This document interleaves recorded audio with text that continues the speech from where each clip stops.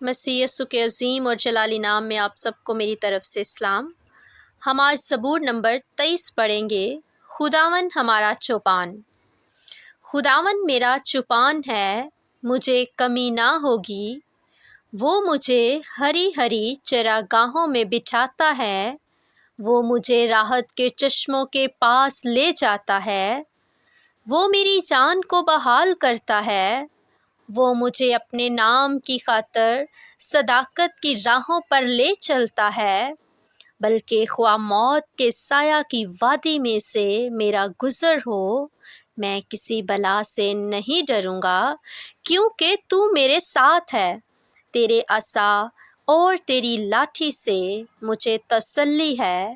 تو میرے دشمنوں کے روبرو میرے آگے دسترخوان بچھاتا ہے۔ تو نے میرے سر پر تیل ملا ہے، میرا پیالہ لبریز ہوتا ہے۔